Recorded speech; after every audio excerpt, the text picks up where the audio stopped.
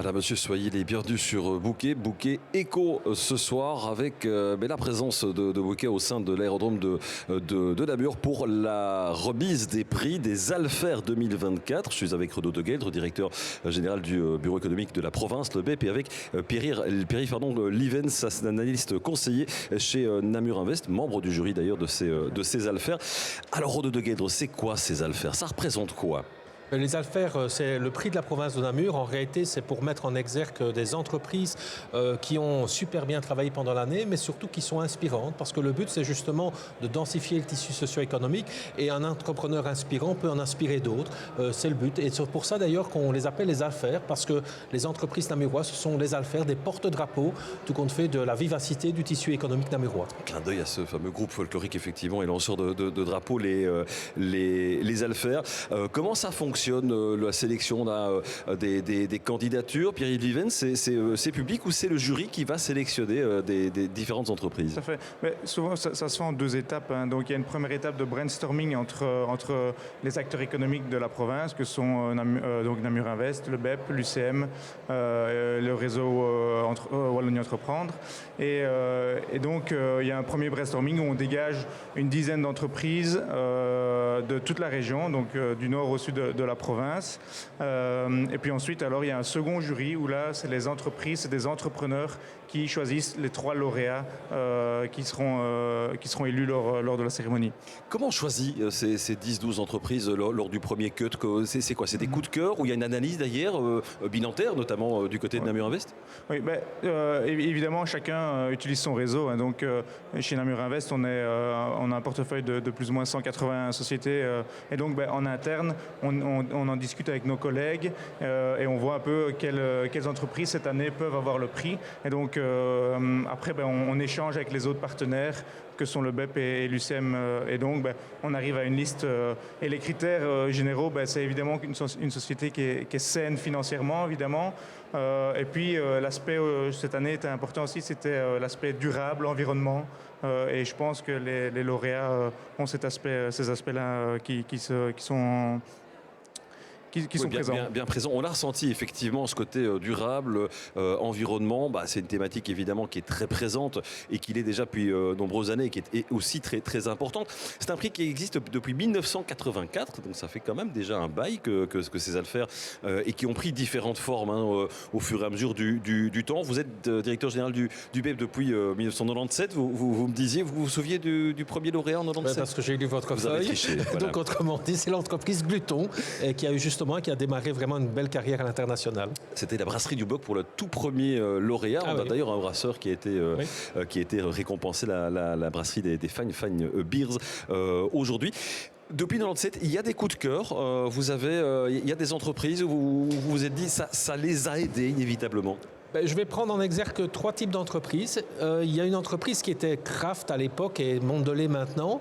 On pourrait dire que c'est une entreprise internationale qui n'a pas besoin. Eh bien, je peux dire que le directeur à l'époque de l'époque était très content d'avoir le prix pour justement le montrer à ses actionnaires internationaux et pour dire que c'est important. Son job. Voilà, et que c'est important tout compte fait pour le maintien de l'entreprise. Il y a aussi l'entreprise riche dans une région quand même difficile. Ici, on a notamment la brasserie des une entreprise riche, c'est des entreprises qui créent beaucoup d'emplois dans une région difficile. Il y a un taux de chômage. Ça, je trouve que c'est important. Et puis le troisième coup de cœur, et qui innove très fort. Et puis le troisième coup de cœur, c'est quand même l'entreprise Sigoji, parce qu'elle travaille dans le durable aussi. Et puis j'aime bien le chocolat. Je vais vous le dire, effectivement, le chocolat, naturellement. Mais justement, vous citiez l'exemple de Kraft Mondelez. Est-ce que ce prix est quelque chose qui est mis en avant par les entreprises? Pour le dire autrement, est-ce que c'est un avantage entre guillemets concurrentiel, ou est-ce que ça peut permettre d'attirer des investisseurs, notamment en dehors de la province de Namur, ou c'est plutôt la récompense d'un bon travail, mais au niveau local? Je ne pense pas objectivement que c'est un avantage comparatif. Je crois que surtout c'est une reconnaissance. On dit souvent que l'entrepreneur est quelqu'un qui est difficile, qui est isolé, qui doit rencontrer certaines difficultés, qui doit les surmonter. et à un moment donné avoir la reconnaissance d'un territoire, je pense que ça fait plaisir. Ça booste l'entrepreneur, mais ici on l'a vu aussi, ça booste toute une équipe parce que justement il la partage avec son équipe, il la partage avec ses collaborateurs et c'est ça qui fait à un moment donné qu'une entreprise continue à grandir, à innover, à croître et à prendre plaisir dans ce qu'elle fait. Même constat pour vous chez Namur Invest, Pierre Vivens, une entreprise hors Namur qui viendrait avec un prix liégeois ou un prix du Baden-Württemberg pour une entreprise allemande, c'est pas quelque chose qui va être décisif sur le go de l'Invest. Non, je pense honnêtement que c'est plus une reconnaissance interne à l'entreprise et sur le territoire namurois. Et comme M. Degal le disait, les entrepreneurs partagent ça avec leurs équipes et ils mettent en avant leurs équipes. Donc je pense que c'est une reconnaissance aussi pour le travail des équipes et le développement de l'entreprise. Ce qui n'empêche évidemment que ça doit aussi faire la fierté d'un terroir et d'un maillage, d'un réseau économique en province de Namur. Quand on parcourt la liste, et elle est disponible sur le site de la province de Namur, quand on parcourt la liste, il y a des entreprises qui sont aujourd'hui, et fort heureusement d'ailleurs, toujours debout, mais qui sont en plus des entreprises qui ont clairement pignon sur rue, qui ont encore progressé, évolué derrière ça. Oui, mais tout à fait. Mais un des éléments du jury, c'est la croissance. Et donc, dans les sociétés qu'on sélectionne, il y a cet élément de croissance. Et donc, c'est forcément des entreprises qui connaissent une belle croissance. Et donc, c'est normal que quelques années plus tard, on les retrouve dans ce sont des beaux projets, en effet, oui.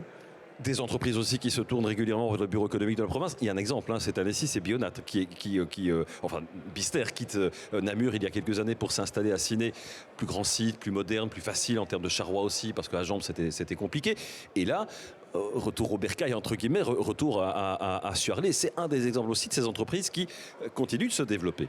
Effectivement. Et pas qu'un peu concernant Bister, puisque là, les ailes se sont clairement déployées. Effectivement. Donc, je me rappelle d'une part de l'implantation de l'entreprise Bister à Ciney qui devait déménager de Jambes et pour lequel il a fallu trouver des locaux et la racheter à une entreprise. Et je me rappelle effectivement de notre première rencontre avec le nouveau patron.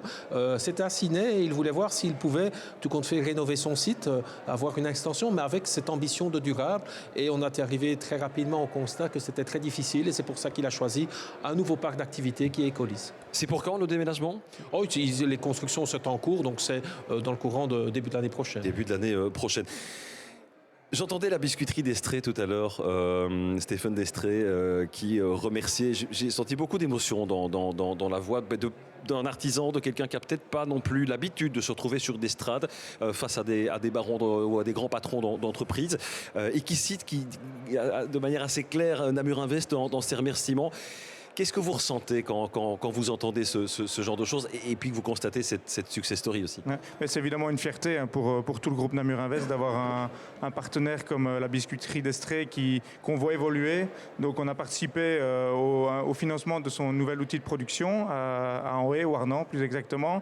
Et donc quand on voit aujourd'hui où il en est, qu'il explique qu'il exporte jusqu'au Japon, c'est clairement une fierté pour tout le groupe et on est très fiers de pouvoir soutenir ce type d'entreprise. L'export, ça c'est quelque chose aussi qui est important. J'avais invité l'AWEX, mais c'était un peu compliqué d'avoir quelqu'un de l'AWEX aujourd'hui. Ça fait partie aussi maintenant des critères en termes pour les Alfer. Ce sont des entreprises qui doivent obligatoirement se tourner vers l'international. Mais il est clair que la Belgique, c'est un petit pays. Donc, une fois qu'une société veut croître et veut se développer, elle n'a pas le choix que de se développer à l'étranger. Et donc, c'est clairement un élément important quand on sélectionne une entreprise, c'est de savoir, et c'est pour ça que la WEX est autour de la table lorsqu'on fait le choix, c'est de voir si elle exporte, en effet, oui. On va aborder une dernière thématique parce que c'est aussi très inspirant, c'est la jeunesse. On a vu les mini-entreprises, ça n'a plus rien à voir avec ce qui se passait il y a 20 ou 25 ans. C'est quasiment professionnalisé, Renaud de Gueldre. Mistalguet aussi, c'est un secteur qui est extrêmement porteur, le secteur du gaming. Quel est votre regard, vous, sur ces jeunes-là ? J'étais franchement ému. Et je l'ai dit à mes équipes, j'ai trouvé qu'ils ont exprimé avec une énorme fraîcheur toutes les valeurs qui font de l'entreprise. Ils ont exprimé tout compte fait la complémentarité, le fait que chacun doit avoir une responsabilité qui est différente, mais derrière la complémentarité, ils ont parlé aussi beaucoup de cohésion d'équipe.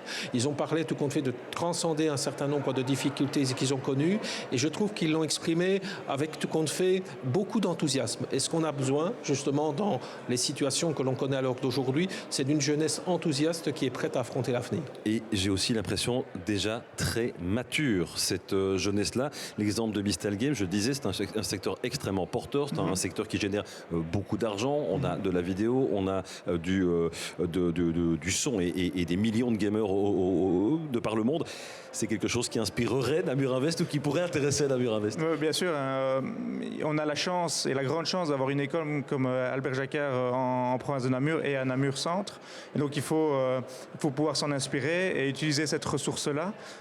Et donc il est clair que quand il y a un projet de gaming sur la province, on est tout à fait à l'écoute de ce type de projet et on collabore régulièrement avec l'Invest Wallimage qui est dédié à ce type de projet. Wallimage, Walga aussi, avec cette agence qui représente les studios de jeux. Renaud de Gueldre, merci d'avoir été avec nous. Pierre-Yves Evans également, merci d'avoir été avec nous. Je vous libère parce que la soirée n'est pas terminée vous concernant. Merci. Et je vous souhaite quant à vous une excellente soirée sur Bouquet Média.